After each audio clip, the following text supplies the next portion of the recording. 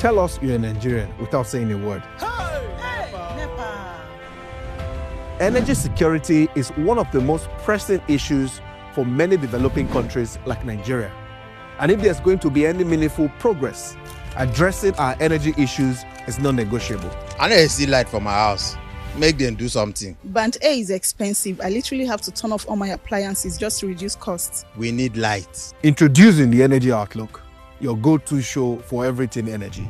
Every week, we'll bring you the latest insights, innovation, and in-depth analysis of Nigeria's energy sector. From policy discussions to regulatory insights, we will analyze the key decisions influencing growth and sustainability in the energy sector. We'll bring you the human stories behind the headlines, giving you a personal perspective on the broader energy challenges. Join me every Friday at 6 p.m. for the Energy Outlook, your guide to the future of energy, where energy means business.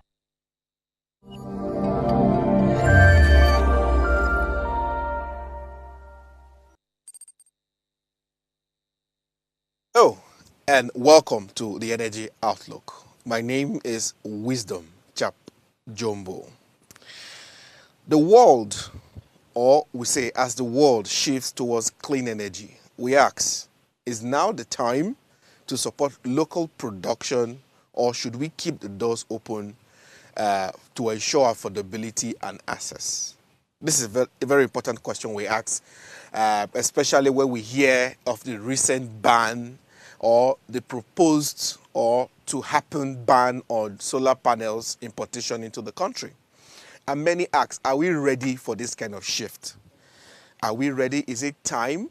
Or should we wait a little more? Do we have a market that can really serve our people?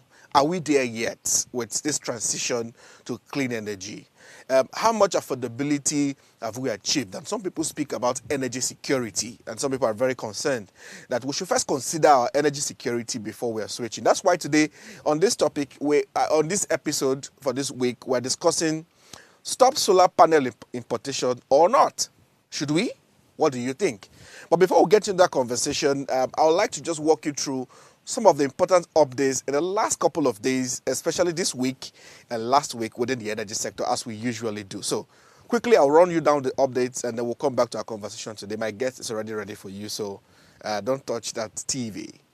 All right. First, Bayo Ojulari appointed NNPC CEO. Is in the news. We heard for the last 2 weeks this appointment by the president on reshuffling and reconstituting the board of NNPC and the management. Bayo Ojulari, who is a former Shell MD, has been appointed the GCEO of NNPC. His extensive experience in the energy sector is expected to lead NNPC through transformative reforms, potentially driving growth, innovation, and improved operational efficiency. This appointment and all that we have seen, there's an 8-man management already appointed and the board of directors who have been reshuffled and, of course, making up the 6th geopolitical zone have already kicked into business. And many have said, which leads to our next story, that this appointment by Tinubu receives positive, response from the industry, and everybody seems to be commending Mr. President for this appointment. For the first time, many have said this appointment as indeed, meets the perfect criteria of who should lead the NNPC. And many have said the restructuring of Nigeria's NNPC under President Tinubu has received a good applause and aims to enhance transparency, reduce inefficiency, and is better positioned the corporation in the global oil market. Experts expect that this move to improve the governance and attract both local and international investment. In the energy sector, one of the things that investors look at, and I will say this from my own experience working in the energy sector, and of course in some of the top companies, way back, is investment. Investors look at who is leading the company. And back then, my last job, of course, we know that when we want to invest in a company, we look at who is leading it. And that is very important. Who is leading the company? And what are the experience? And we look at the 8-man management team that has been put together for NNPC. Very, very, very robust. And I'm getting someone soon into the studio to talk to us about this appointment. We want to break it down. We want to look at what should the template be, and what should be the key things that the new management should be looking at? What are the KPIs? Because really, we can't judge a leadership if we don't know what the KPIs are that have been set. We judge the new leadership vis-a-vis what their KPIs are. So what are the new KPIs for the new management? I'm very curious to know, so that we are able to look at the next 6 months or 1 year, we should be able to analyze. And the association is saying that they are pushing back against this proposed FG policy to ban importation of solar panel. And REN, which is the Renewable Energy Association of Nigeria, argues that this move could cripple clean energy access in Nigeria, especially in off-grid and rural communities. They stress that local manufacturers aren't yet equipped to meet demand. This is our topic today. We'll go into it in a while. And I've reached out to the president of Renewable Energy Association of Nigeria. And to be fair, he couldn't make the schedule today to be on the program. He would have loved to, but we're working hard to get him on the program. As REN is reacting to this, we want to indeed understand deeply what their concerns are as an association. In case you don't know, REN also has nearly 100 or more members. So it's a very important association we shouldn't overlook. So I get the president of the studio soon enough. It's my very good friend, and he has told me he will make a time to be on the program, so we'll dig deep into that. Next story, Nigeria's power boost. FG signs $329 million deal with Chinese firm. In a major move to enhance Nigeria's power supply, the federal government has signed a $329 million deal with Chinese company. This agreement aims to improve the country's electricity grid, addressing persistent energy shortage. The partnership is expected to increase access to reliable power, boosting economic growth and improve quality of life for millions of Nigerians. It seems the federal government seems to be going into quite a lot of deals recently.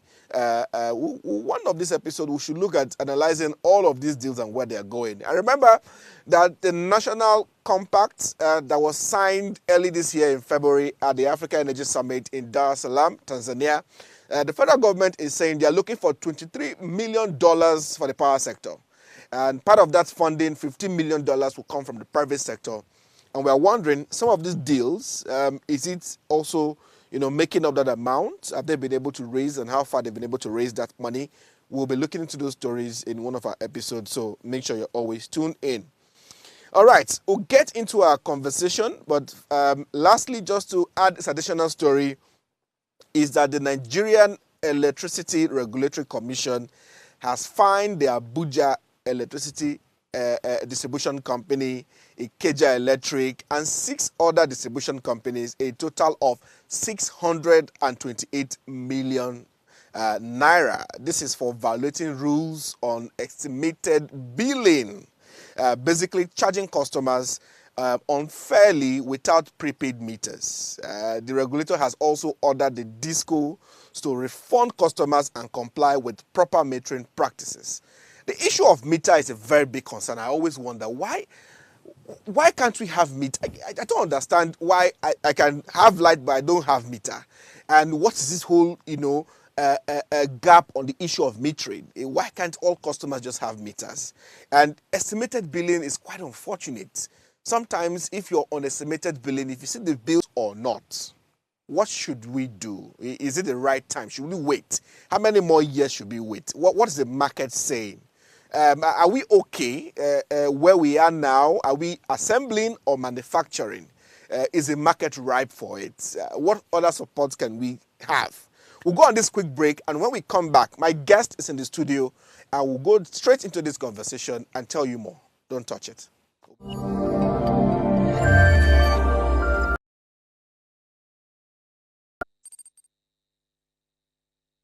Life is made up of moments, some that. Welcome to Heartlines.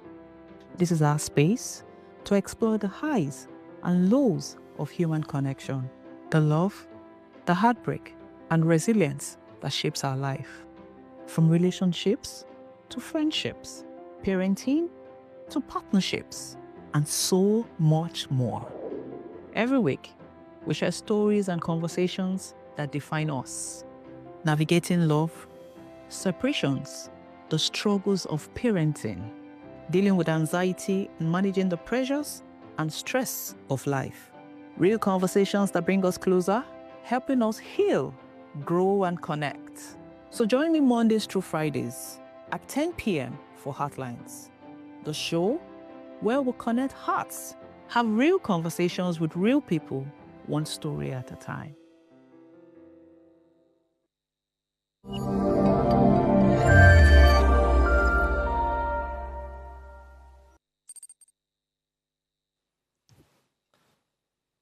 All right, welcome back. This is the Energy Outlook. So we go into our conversation for today, and I'm very honored to have my very good friend in the studio who will be talking to us on this hot topic: stop solar panel importation or not? Right time or not? When should we do it? My guest is Engineer Wilcox Onyemekeihia, a CEO of Fuzz Renewable Energy Limited. Mr. Wilcox, to get you in the studio is not easy. Building panels and building power systems across the country. How are you doing today? I'm good. Thank you so much for inviting me for this program. Nice. You've been doing a great work. You can see all that you're doing, educating the public. Try. Even for the policies, for the work that we do. It's really, we do it for thumbs you up. and the people. All right. So this story of should we ban the importation of solar or not? This is your field. This is, in fact, your company name is Fuzz Renewables. I mean, this is where you play a lot. Tell us, straight hand, should we ban the importation of solar? Is it time or not? Okay, so it's a very dicey topic because you can't. It's not a 1 or 0. Okay. Or yes or no. Okay. It's good to ban. It's good not to ban. Okay. But the major issue is that what we want to achieve with the policy, that is allegedly on the pipeline to be implemented. Okay. It's very important when we understand what we want to achieve before we now start saying, okay, is this okay? Is this the right time? Or is not the right time? Because a lot of players in the industry, even association, Rian just talked about it. Many people, they are saying, okay, this is not it. But what do we want to achieve? Is it the FX? Because if you say is the FX, then I see no reason why you should ban. Okay. If you say you want to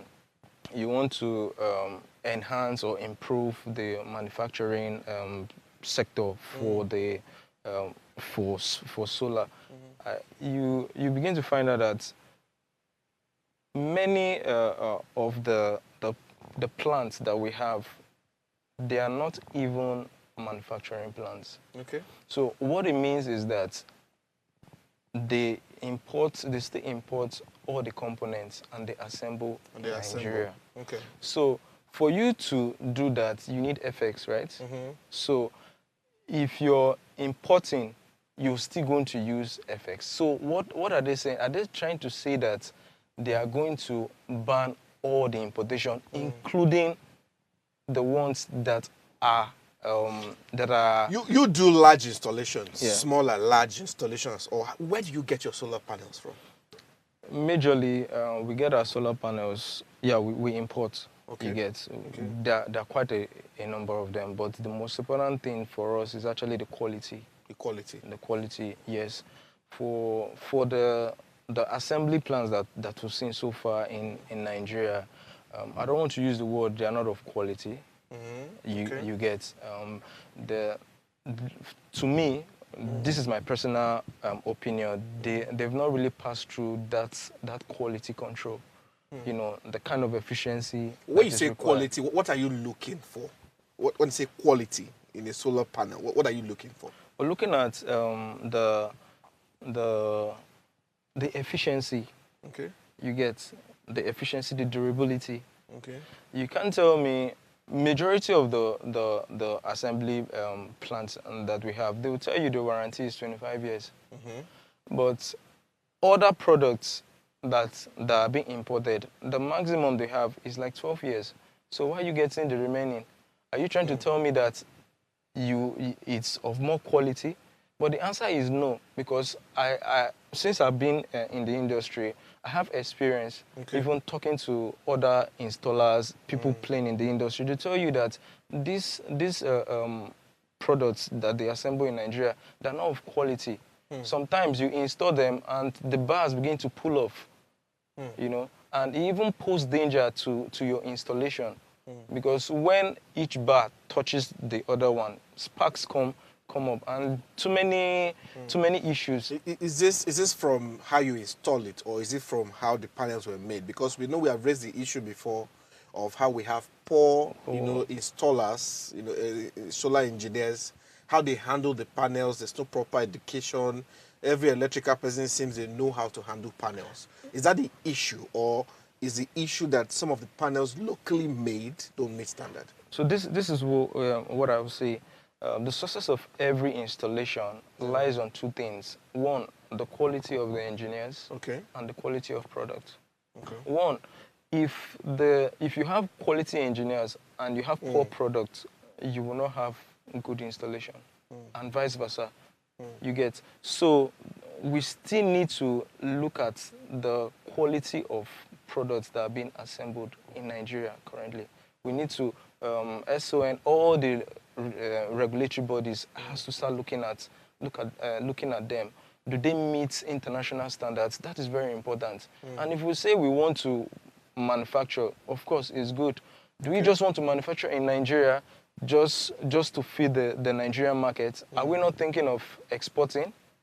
You understand? To neighboring countries, even to other offshore. So from your experience in the sector now, how feasible for you is it for Nigeria to build a self-reliant solar manufacturing sector? Are we there yet?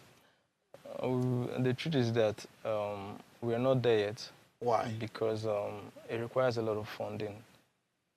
A lot of funding. So that is why we encourage the private sector to also augment with the government to ensure that they pump in a lot of money. Of course, there are a lot of funding coming into the sector, but it's not enough. It's truly not enough. That is why most of the players, they teach towards assembling, because it's cheaper to assemble. But the argument from some people is if this ban happens, it's going to encourage local, it will make us focus on local production. It will help us focus on ensuring that the local market is gets its kind of support it needs. So if we stop that importation, everybody looks inwards, we might just achieve that market that we want to serve us locally. This is the impact. You don't agree? This is the impact. I will go with the RIAN's disposition. What Ayo said is, and actually is what I think, it's too early to do that. Early. It's way too early.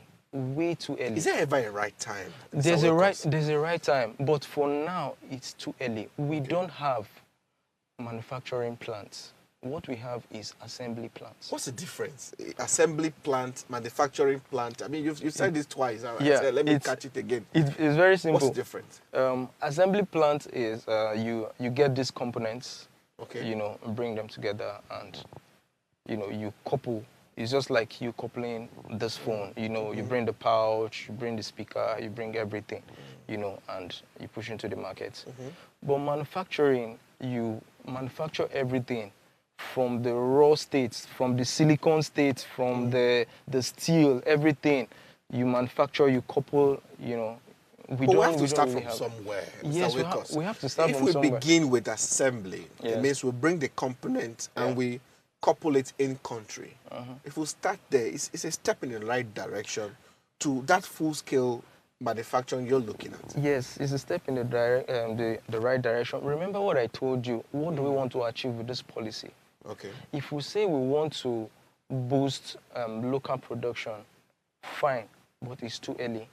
If we say we want our FS to grow, I don't think it's okay, because we still spend FX importing this component. You get, and assemble. So it makes no difference. And remember, the sector is very volatile now. Yes. Any investor that is coming in begins to look at how your policy is being implemented.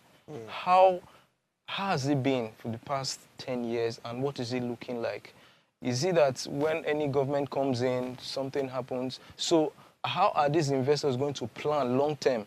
Okay. You don't expect me to put in $20 billion when I don't even know that the future is dark. We don't even know. Of course, we have our roadmap, Agenda 2030 and all that. But are we looking at, is it bright enough? Because these are the things that investors look at. You won't put in money where you don't feel like it's secured, and the rest. And that is why we also need to start looking at our legal institutions. What are they doing? What is the integrity and the rest? The Renewable Energy Association, in their pushback on this proposed or plan of the federal government, they argue that this move could cripple clean energy access in Nigeria. So this brings me to my next question. You are in the field, you are in the market. Could you tell us what has been the adoption of solar in Nigeria so far, from your work experience?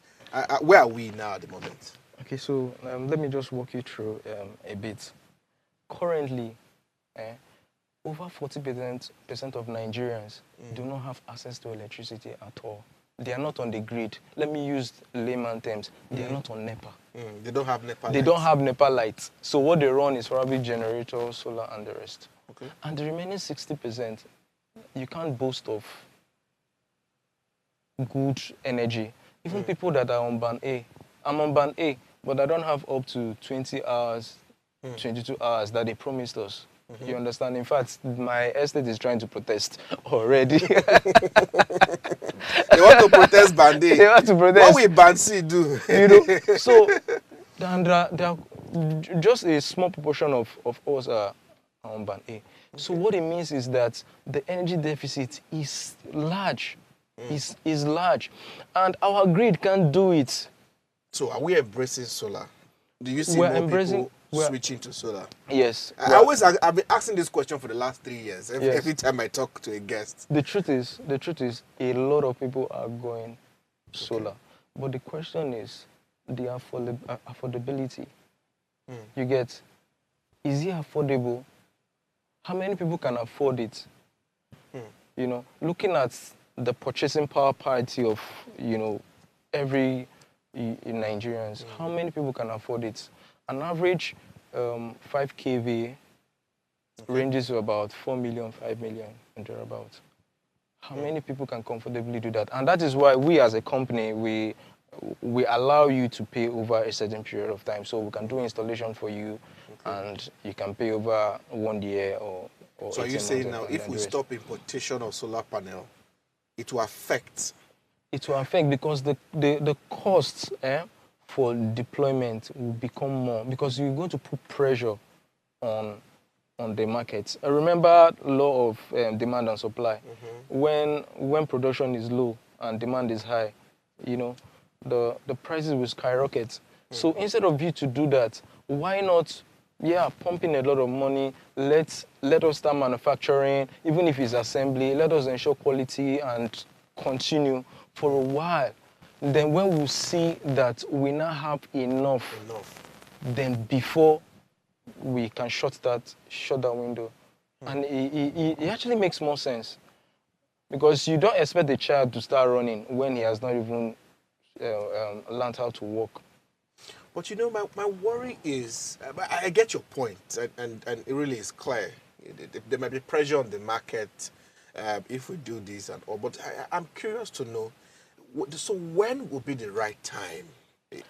Because, again, the reason why it's expensive or it's not affordable in the sense that you just said is because most of what the components and all that you use to buy or set up a solar power for your house or office, most of those components are imported. Exactly. So there's a cost of FX, there's a cost of all of this that, adds to the implications of what makes it expensive. if we can do it in country, we're going to reduce these costs. Yes. So my question is when, and this is a question I'm also putting to Rian, that is making the pushback. Yeah. When is the right time?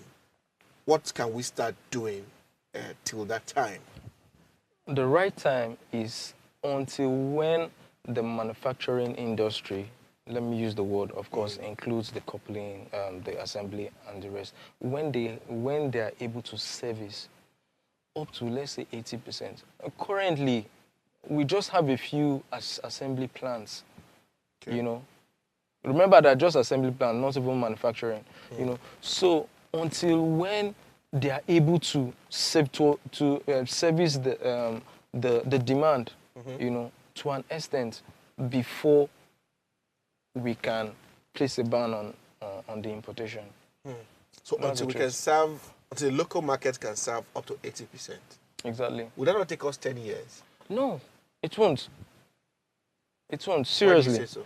Because, one, the adoption Okay. of solar is really growing. In fact, this year alone, do you know that we've started installing solar panels for filling stations? So people that are supposed to selling fuel to people to, you know, well, and in fact, this year we've done up to 5 Filling stations. filling stations. Installing solar. Yes. They don't want to use that. They don't want to use their fuel. They are running on solar. In fact, the last man I did installation for, he owns about 6 filling stations. We've done a couple of them, and we're completing them in the next few weeks. Wow. You know, he's not running on generator. He's not running on diesel. 100% solar. And that saves me a lot of money. That saves him a lot of money. Because if we do the calculation, it's very easy. Your 1 liter is equal to about 1 hour. So if you run 1 liter of fuel, is about 800, 900 for 1 hour. So let's say you run it for like 12 hours. So multiply it. Let's call it 900 times 12 hours. Exactly. So multiply it. So it's way too much. So what people are doing, okay, instead of me to use that, so why can't I just be paying small with that money for diesel? Or But Nigerians are not very patient to pay small. How are you dealing with that? We have a lot of course, we do our KYC. Okay. We do our KYC, and we are also in partnership with financial institutions, which they also do their KYC and all that. So 2 KYCs? 2 KYCs, you know. So after then, there are all other securities, depending on the amount, you know. You can bring in some collaterals, depending on the amount. And so those are the measures. In fact, when we started, I remember in 2018, 2019, so I invested my money into, so you just come, you're my guy, or you're a client, I do the installation for you, then you give me your post-dated check. Or then we're also using a fintech app where it does automatic debit. So we concentrated on salary earners. You know, Nigerians are very, very smart. So what they did was they usually will write to their employer to change their account. So at the end of the month, we don't have any money to do. Oh, so that account they put that you're expecting money to come. They go to their employer now to change that salary account to somewhere else. So you'll be waiting for money on that account. Exactly. You never see it. You never see it. Oh my God. So later we started doing post-dated checks and all that, but it becomes too stressful because you have to start dealing with a lot of papers. So which system is working now? So the system that is working is we're working with the finance institutions. So they do the collection for us. Okay. So of course I told you earlier, we'll do the KYC. They do their KYC, their level of guarantees and all that. In fact, like the way you want to collect money from the bank, exactly the same thing. But the difference is you're going to use it for solar. So if I change my bank, how would you know? Even if you change your bank, even if you change your bank, for the fact that you already have the facility, we can also, and also we went further to most of the inverters we use, you can actually shut them off, you know, remotely. Remotely you shut down the inverter? Yeah, you shut down the inverter remotely, so they are not able to use it. So that is the first point of, if they default for quite some time, you shut them off. Then if they don't pay, then before you can visit them, you find out what exactly, because the economy is hard, for some people. They might have genuine reasons for not being able to pay. Yeah. So, but when you see them, and also you renegotiate with them. Okay. Renegotiate, you say, okay, what are you able to afford now? So the country's hard for a lot of Nigerians. It's all right. We'll take a quick break, and when we come back, I have more questions for Engineer Wilcox in the studio with me now. I will go into other areas we need to touch. He has said he doesn't think we should stop the importation of solar panels, as that will put pressure on the market. And I'm pushing back to say, so when are we going to be ready? Ever ready? Because the way the economy is looking doesn't look like we're going to be ready. But when we come back from this break, we'll go into other conversations, of course, on should we or should we not stop importation of solar. Don't move. We'll be right back.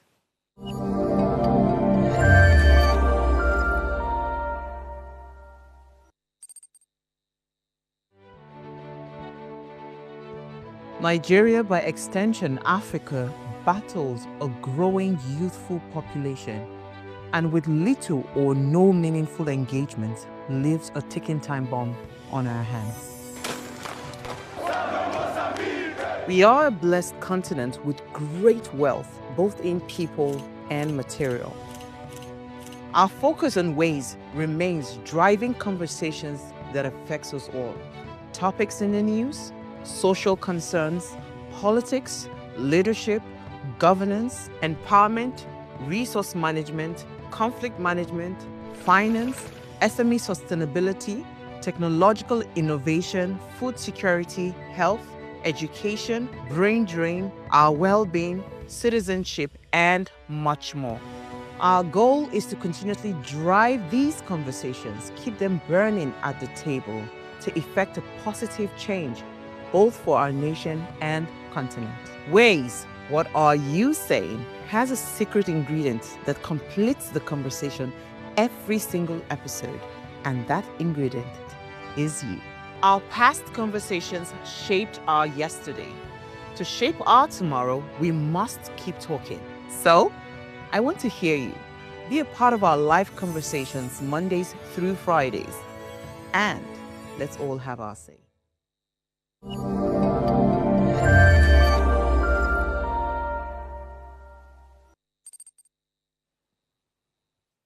All right, welcome back.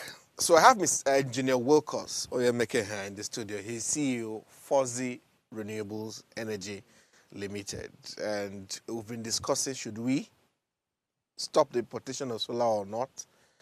But I'm pushing back, as I said before. When is the right time? But let's go to other questions and just ask, because I'm talking about the adoption. Rian has said is going to, slow back or slow the, or interrupt on the energy access, clean energy access for Nigeria. But we need to be able to produce this in country if we want to reduce the costs. And affordability is an issue for many Nigerians. With band A or no band A and band B or not, solar appears to be the best solution to bridge this cost that seems to be going high for Nigerians. So my question comes back to you now, Engineer Wilcox. Okay. The issue of adoption really is very important. And I'm thinking, if we do this in country, we'll save a lot of money. What are the steps maybe you want to share if government want to look at this, or if, of course, the private sector wants to do something? You've talked about how you have transitioned on, your financial, how you help customers meet their own needs. But what else can we do if we can't produce this in country? The question is, you think that if we start producing in country, it becomes cheaper? Mm-hmm. But the truth is, I don't think it becomes cheaper. Because what drives prices is either you control the price or the law of demand and supply will take effect. So if what we are producing in the country is not enough, the price goes up. It's as simple as that. There's nothing you can do about it. So are you going to start forcing the manufacturers to place a cap on their prices? The answer is no. We know that we are not able to do that. Okay. You know. So what is the best thing for us to do? All right. Nigeria itself is a solar innovation hub in Africa, and if it limits global participation through an import ban, so many are saying our participation globally might be limited if we, place a ban on importation. Do you agree with this view? You mean it will hurt? Yes. I really do not think. Will investors have an issue with it? Remember earlier, I said there should be investor confidence. Yes. Each policy should have a direction. Yes. And if you look at that carefully, how are you going to tell an investor to come and invest because you're banning the importation? So I'm now thinking as an investor, you're trying to tell me that when this present government goes out, what happens? So it means if I invested a couple of billions into it, one policy will change. So that is why our policy doesn't need to be volatile. It doesn't need to be volatile. We should have a policy direction. Of course we have, but is it working? Yes, we said that we have our policy for Agenda 2030, which I spoke about. Everything we should be doing should be centered around it, driving us towards this. You see, free energy for all. 2030 is not far.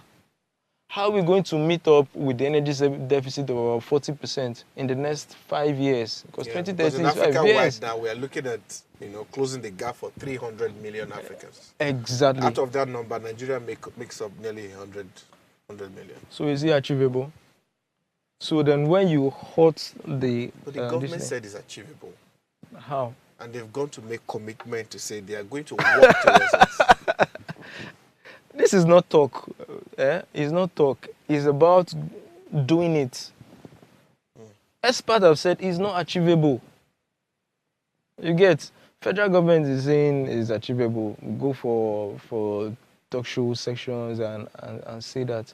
But the truth is that we don't even have the funding. But we understand that developers like you or players like you now, installers like you, there's a surge of requests, from Nigerians of switching to solar. Yes. If at the rate we're going, imagine, I'm not sure how your requests or how customers are coming now to say, I want solar. Yeah.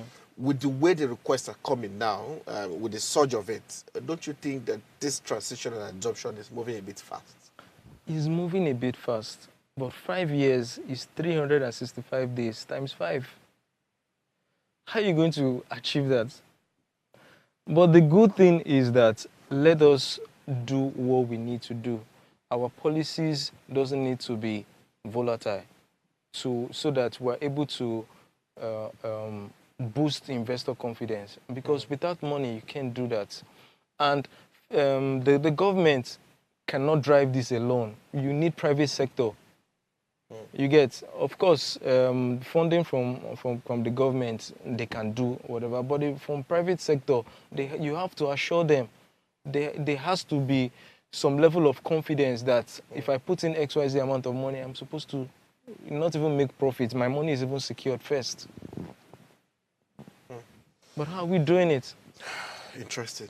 I mean, you've tackled me from all sides. I don't know what to expect. How are we going to do that? Okay, so let's talk about, what are some of the concerns you see from customers when they request for solar, for their house or business. You do quite large installations yourself, small and large. What are some of the main issues, aside the fact that they can't afford it? Are there other issues? The major issue is what they've heard about solar. I get this question a lot. The batteries do not last. Okay. Of course, you get that question even on different shows. But the truth is that like I said earlier, the quality of every installation solely depends on the quality of product and the quality of engineers. Okay. For the quality of product, for us, I'm speaking now as the CEO of Fools Renewable Energy. We've been able to, we don't just partner with any products that just come into the country. We do quality control. We check all the certifications from the IEE, ISO, all of them. We ensure that you have all the certifications. Because, of course, our brothers, they go to different countries and bring in products without the certifications and the rest. So, one, you ensure that the products have good, are of good quality. Okay. Then also, there are a lot of players in the industry. A lot of people want to make money, you know. Others can do that for the love of it and the rest, but there's no regulation. It's only in Nigeria that, of course, the regulations are on paper. They are on paper. The regulations are on paper. Yes, the regulations are on paper. You know, they are on paper. There are quite a number of them, but in reality, are we implementing that? You know. There are many regulations, but we're not doing that. That is where you see somebody, he has money, he opens shop and starts selling batteries and start installing. Even some of the installers, they call themselves engineers now, but they're not even core members. How do we stop this? I mean, this sort of installers who mess everything up, who are not, maybe skilled or trained. What do we do about that? We are doing our bit. The first is they should go through the right training and the right certifications. You understand? Not because you are XYZ, you can connect two cables together and you just start doing installations. You know, but for the private sector, they can't do it alone. The government has to weigh in. Like I said, the policies are on paper. You know, quite a number of them. But we are not implementing them. You've called on the government quite a few times as you're talking now, and it's making me to think what specific government incentives are needed to help people like you that you seem not to be getting to make your work easier to be able to also help Nigerians. What sort of incentive you think you can get from government? For us, to be frank and to be sincere, the government is actually doing quite a lot. Okay. The previous government, this current government, are doing quite a lot through different agencies, the rural electrifications, quite fantastic, and the rest of them. So all left for you as a company to take advantage of that. But the how we need to do that is just let everybody have a level playing field. You know, not like because you know this person or you know this person and you're giving this person preferential treatment or this one. You know, even for the bids, when a bid is out there, you know, the competent hands should handle it, not because you know the CEO of this and the rest. Then for other incentive, of course, there are quite a number they are doing that is not even different from what I want them to do. Okay. Because grants, they are giving a lot of grants also. Even Olon, quite a number of them. You know, so there's a number. All left for you is to get the information and key in. So what you're saying is there should be a level playing ground to assess some of the funding coming in, the grants and all of that. That could help players like you even do much more better. Yeah, of course. Okay. Yeah. I won't let you go without asking, because someone who is watching, on their mind, they have this question: oh, what will it cost me to have solar in my one bedroom? Okay. Usually, let me use the word globally. 1 kVA usually pegged at $1,000. 1 kVA. Yeah, usually pegged as at $1,000, just thereabout. So first, before we even give you our rate card, we need to know what are your energy needs. What do you need? Someone like me, I'm not I probably won't even want to run any AC. You know, In this hot weather. not like that. You understand? But what I mean is, there are some people what they just want is just to power their laptop, have Our lights. energy needs are different. You know, so Our energy needs are different. There are some people, you know, that they want the ACs on. You know, like in my house, my son always wants AC. He's a big to be man. on. His father is a CEO.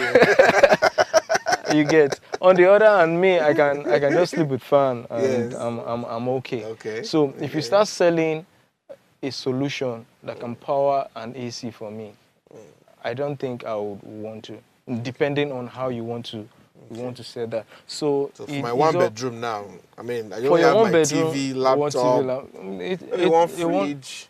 How Okay. much these days it is, so that I'll just know. You can do from, if you just want to power your like a 2.5 kV or 3, it's fine. That's $2,000. Yeah. You say 1 kVA is $1,000. Yeah. I brought a rich CEO to this studio today. You know, it's just it's just it. You know. But in reality, really, Yeah. this is expensive. I mean, It's not expensive. why do you say so? Let's do a quick calculation. Okay. Remember I said your generator 1 liter runs for just 1 hour, right? So calculate for 24 hours. Okay. Let's just do a quick calculation so that you So understand. 900 naira per liter will run for 1 hour. To run for 1 hour. For 1 hour. So That's 10,000 naira. okay. For how many hours now? This is For 12 hours. for- Let's for say 12 hours in a day. because you don't want to run 12 hours times 30 days. that's 324,000 naira. 324,000 naira. That's if I'm running 1 liter for 12 Yeah. hours for So, a month. This is how much I'm going to spend. Yeah.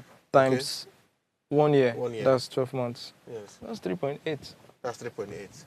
Exactly. And $1,000 is how much? $1,000 is 1.6 1.6. on the average. So you're saving. And remember the quality of product. Remember what I said. The quality of product is very important. Okay.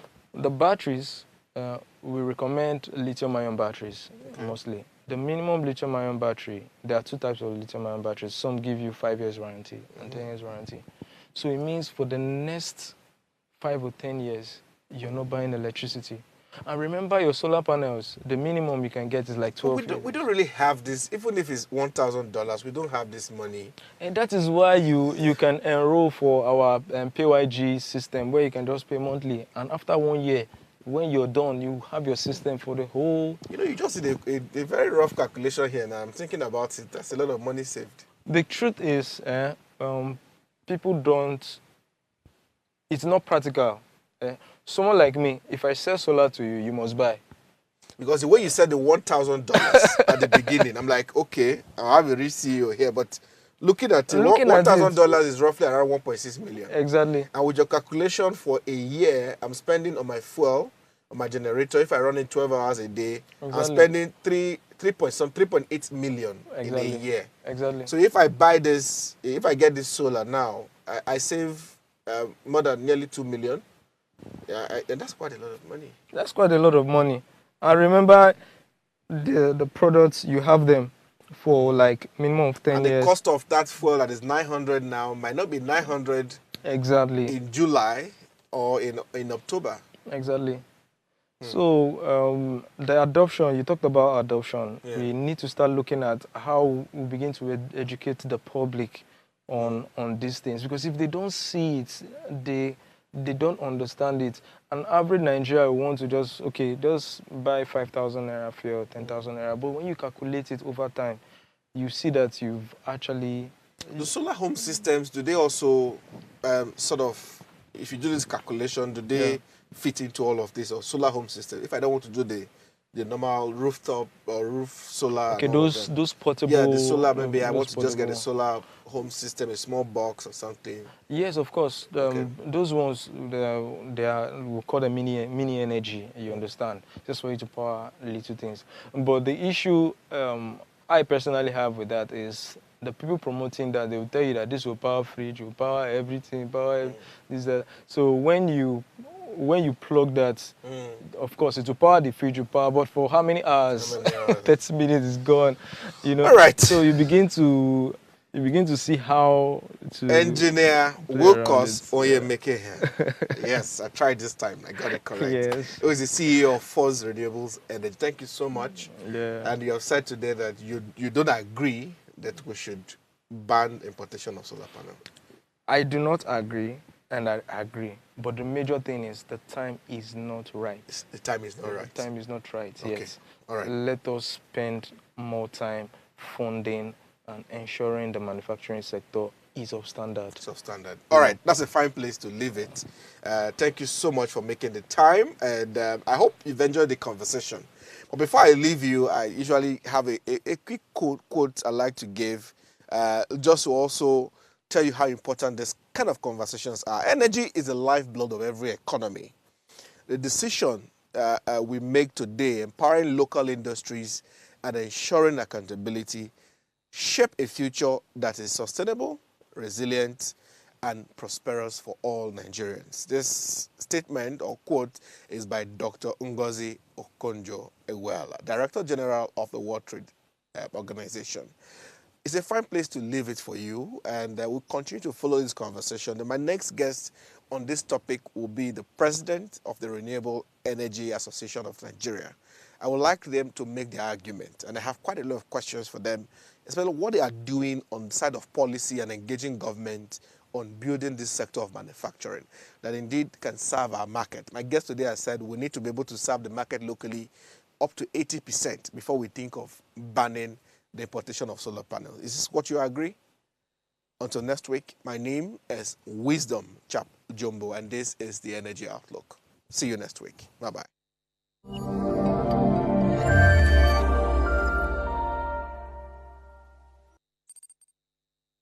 Tell us you're a Nigerian without saying a word. Energy security is one of the most pressing issues for many developing countries like Nigeria. And if there's going to be any meaningful progress, addressing our energy issues is non-negotiable. I need to see light for my house. Make them do something. Band A is expensive. I literally have to turn off all my appliances just to reduce costs. We need light. Introducing the Energy Outlook, your go-to show for everything energy. Every week, we'll bring you the latest insights, innovation, and in-depth analysis of Nigeria's energy sector. From policy discussions to regulatory insights, we will analyze the key decisions influencing growth and sustainability in the energy sector. We'll bring you the human stories behind the headlines, giving you a personal perspective on the broader energy challenges.